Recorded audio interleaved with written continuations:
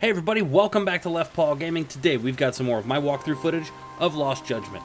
Last video was an amazing video where we interrogated Yui Mamiya with the whole Genda team to really get how Kuwana was involved and how the groping was a faked alibi. Today we are taking all that information and we're going to go after Ehara at the detention center again. Let's jump in. Fresh after resting on the couch. I can't imagine he's actually refreshed sleeping on the couch. I guess it's kind of like a little clever way to, you know, not have to create another environment for him to have his house and a bed and everything like that. I think it's kind of cheap to do it that way, but you know what, it is what it is. But I feel like detectives kind of do stuff like this anyway, like any police drama TV show that I watch with actual cops, you know, sometimes they sleep in the office, sometimes they're not. Why are the cabs not close to us? Let's go to this one here. But yeah, that's my rant for for waking up at the office. I work from home, so I always sleep at the office. I'm very curious. Very, very curious. We're gonna beat up these thugs. Yeah, we might as well. They're at my cab. It's like they were waiting for me. They knew I put a little wayfinder out there.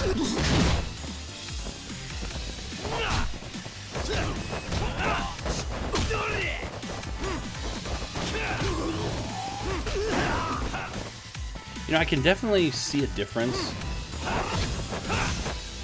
you know, over time, putting points into the various fighting styles. Like, I can see a difference in how the combat flows in each thing, so it's really cool to see that development. To Ehara, Tokyo Detention Center.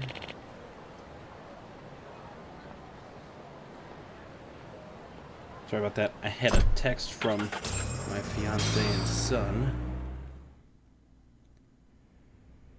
They're on their way home. So, you're recommending an appeal? I have that right? Did some new evidence come to light? Yui Mamiya told us some things, like how you faked your alibi for Mikoshiba's murder. You wanted the sexual battery conviction, right? Well, We're going straight in.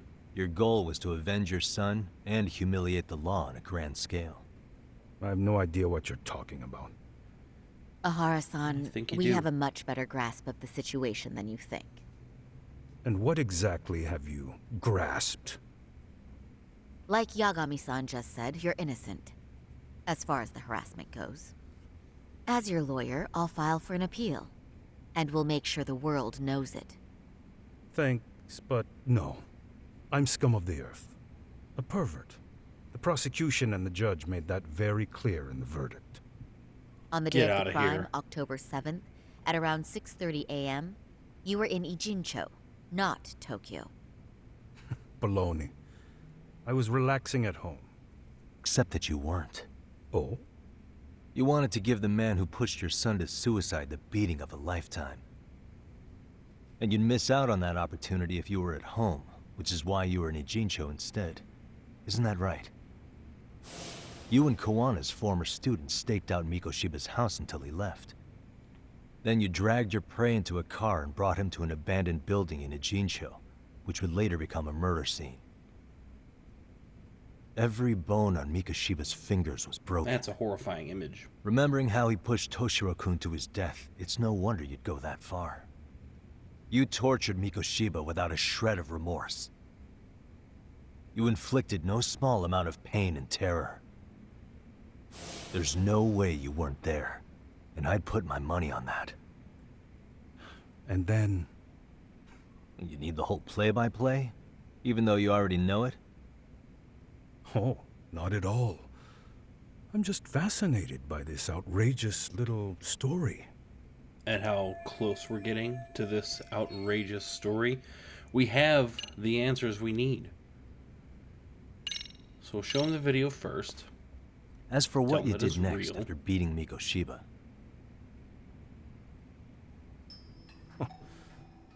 Quite a home video. Without leaving anything on Mikoshiba's body that could be traced back to you, you slit his throat. Estimated time of death was around 7:30 a.m. on October 7th. You tossed the bloody coat and made your way to Ikebukuro Station, where Yui Mamiya was waiting. Are you sure? I was at Ikebukuro by 7:30 a.m. Would have been impossible for me to kill Mikoshiba and Ijincho. The person in the security camera footage in Ikebukuro was a double who imitated your likeness. We know who that is. The identity of whom belonged to Jin Kawana, the handyman in Ijincho. Or maybe you know him by a different name.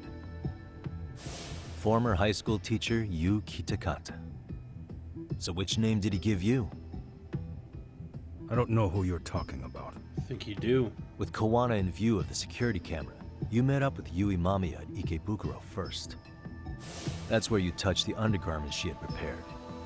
The police would later discover the trace evidence on your hands and pin the groping on you. Then you made your way to Shinjuku Station. After that, Mamiya and Kawana acted out the groping as they arrived at Shinjuku Station.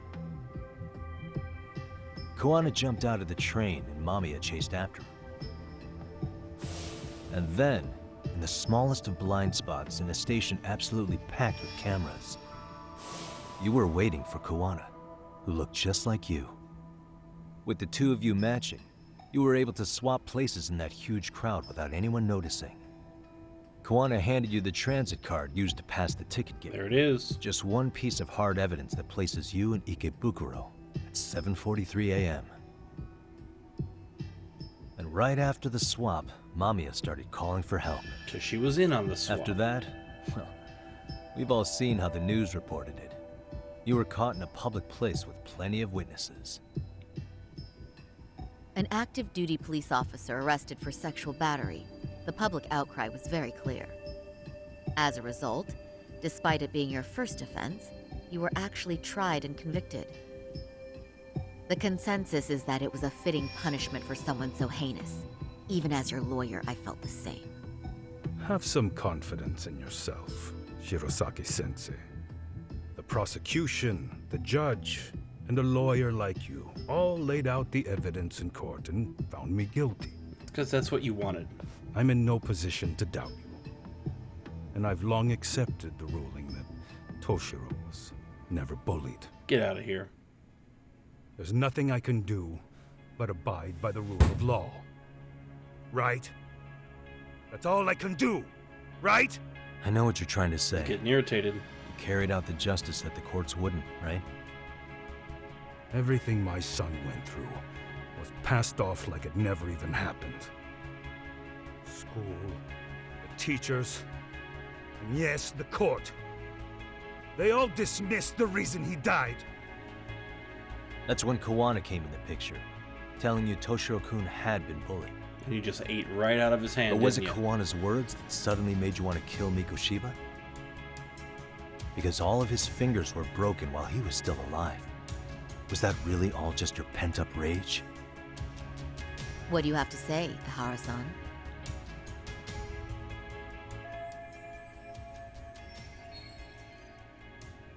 Oh, yeah. Did your son tell you? Did Kawana? Did Sawa tell you?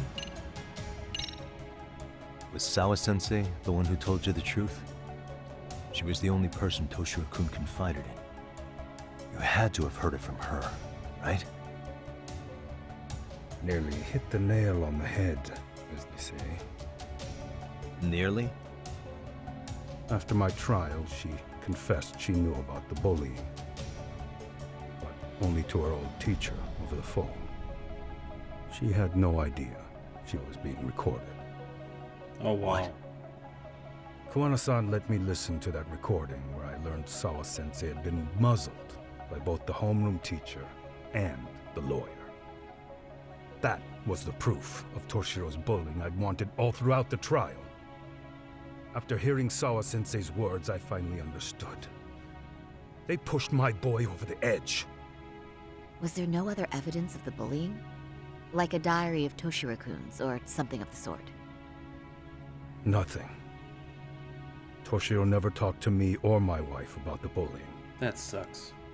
And that was Probably all my fault. He was bullied in middle school, too.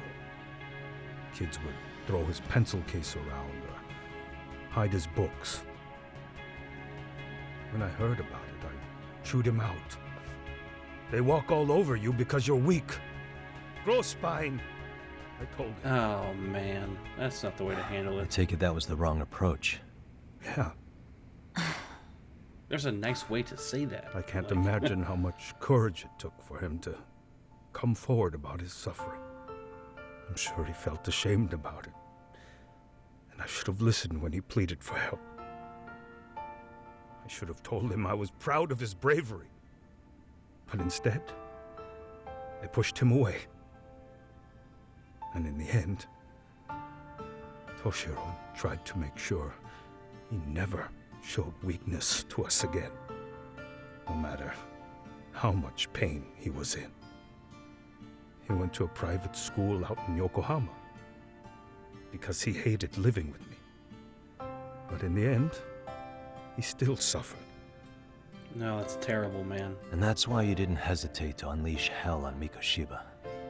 It's understandable, especially when he feels You responsible. say so.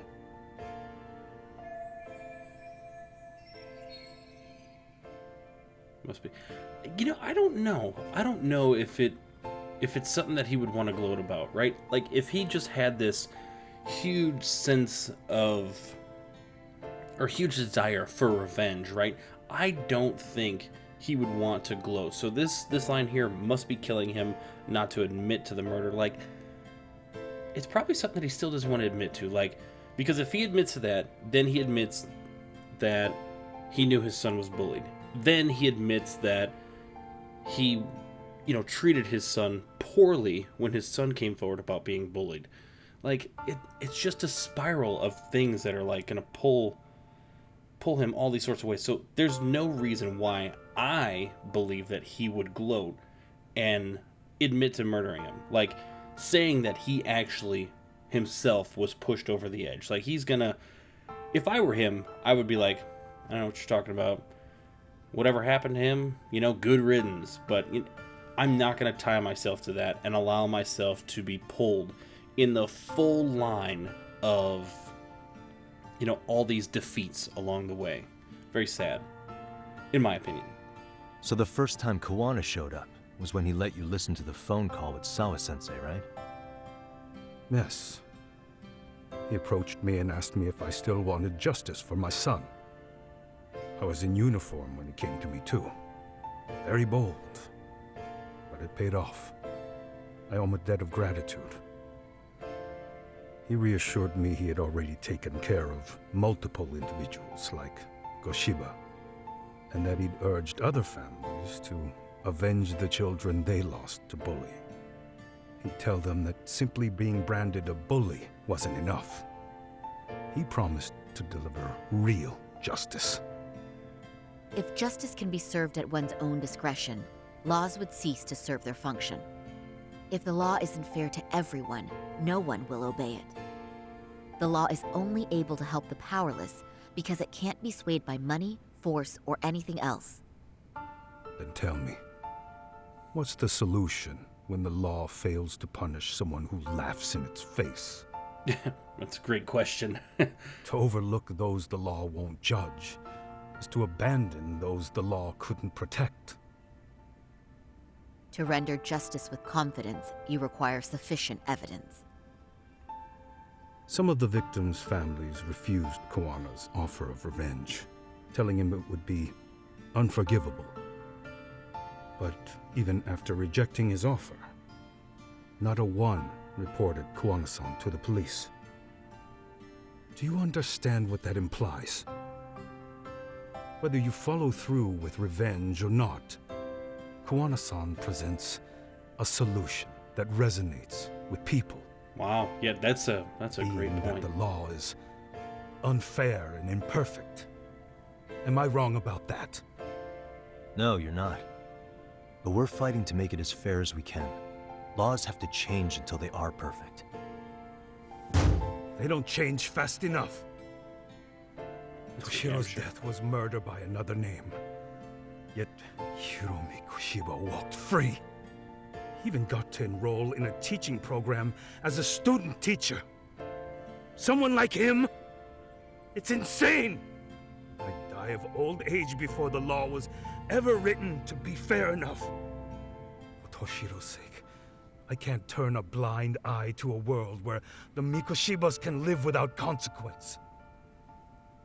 Tell me, what alternative was there to getting blood on my hands? I didn't have any other choice. Wow. Yagami-san, did he just... admitted it. This is the first time you've admitted to killing Mikoshiba. He admitted it out of rage. You really did your research, unlike those useless cops. Kuwana-san's plan was impressive, almost airtight. I didn't expect it to be unraveled so quickly.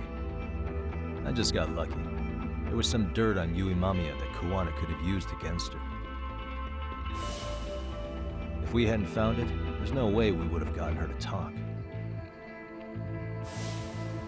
What are you talking about? Sorry, but I'm under no obligation to tell you. Yeah. Ehara-san, you'll be sent to prison as a sex offender as it stands. Of course. Just as I planned. The charges will be confirmed, and I'll be convicted. As for the police and the prosecution, they wouldn't be able to admit they made a mistake. I could scream, "I killed Mikoshiba" at the top of my lungs. It wouldn't matter. Are you saying you intend to admit to the murder after you're released? Everyone's seen the video of me killing Mikoshiba by now. It's obviously authentic, but the prosecution and the police are saying it's fake. They need it to be fake. Jesus. Even if I do confess, they'll sweep it under the rug. They wouldn't. No, that's not beneath them. But I take it how they react doesn't really matter to you. All you want is to humiliate the law, don't you? The same system that determined Toshiro-kun's incident didn't happen. It seems you're starting to understand, Yagami-san. I don't really get the point of, like, trying to prove that the system is flawed this way, though. Like, if it goes wrong, you're gonna get burned. Do you really want to throw your life away because of that? If the prosecution wanted to charge me for Mikoshiba's murder, then they'd have to retract the battery verdict. And that would mean admitting to a massive blunder by the court at the hands of a criminal. I wouldn't say it's a blunder. Chaos. Despite knowing who murdered Mikoshiba, no one would know what to make of the case. Wouldn't that just be wonderful? I hear you. And I even get why you'd feel pretty proud of accomplishing that. Do you? You're But part in of this that case, system. guys pretty much grabbed the tiger by the tail. What tiger's tail? Someone's issuing orders to the thugs in Kamurocho from behind the scenes. He's the tiger in this case. And they've been closing in on your partner, Kuwana. And Sawa-sensei got in their path. I'm sure you get the newspaper in here, right? You know, don't you? Sawa-sensei was killed after the thugs broke into her home. All because she got involved with Kuwana. I'm aware she was killed. But this is the first I'm hearing of the reason why. Interesting. And by thugs, you mean RK? Yeah, but we don't know why they're going after Kuwana. Any ideas? No way I'd know. You think it could be because she got mixed up in your deadly little game? Excuse me? That's what getting away with murder really looks like. The more you perpetuate the lie, the greater the rift you create. And then, the unthinkable happens. More people Kuwana dead. killed others besides Mikoshiba. You said so yourself. That's what brought the angry tiger into play. And if Sawa-sensei ended up paying for that instead, then how can you begin to believe your vengeance is fair? Because she gave false testimony. She lied in court to say Toshiro was never bullied. She couldn't name Mikoshiba, who was a minor at the time, without evidence. Right. It's What's more, she was haunted by her testimony, always second-guessing if she did the right thing. But now she's been killed. Somehow that's acceptable to you? certainly isn't. I'm gonna clear up what happened to Sawa-sensei. just like you did for Toshiraku. How? By going public with everything you and Kawana did. The first step is to appeal the sexual battery and undo this whole lie. You never groped Yui Mamiya. That's one crime you're innocent of, Ehara-san. The court's verdict was incorrect. So please give us the chance to appeal. We can prove your innocence. That's so ridiculous. What on earth would I get out of that? You get to humiliate the court again. Besides, what are you gonna do for the next half a year in a cell? Fine. Do what you want. Good. He gave us his word. Just know this. Yes? I have no intention of admitting to killing Mikoshiba in court. Is your appeal still worth a damn? We won't know till we try. Let's go, Sari-san. We have client approval to proceed with the appeal. We better act fast. Yes, agreed. Yagami-san. Sawa-sensei's death isn't on me. Even if I have grabbed the tiger by the tail. That doesn't mean I killed her. You sure played a part. By that logic, you may as well admit that Mikoshiba didn't kill Toshiraku. You can't have it both ways. Ooh. Listen to me. Everything about you, about Kawana, about why Sawa-sensei had to die, we're gonna expose all of it. That's the only thing left we can do for her.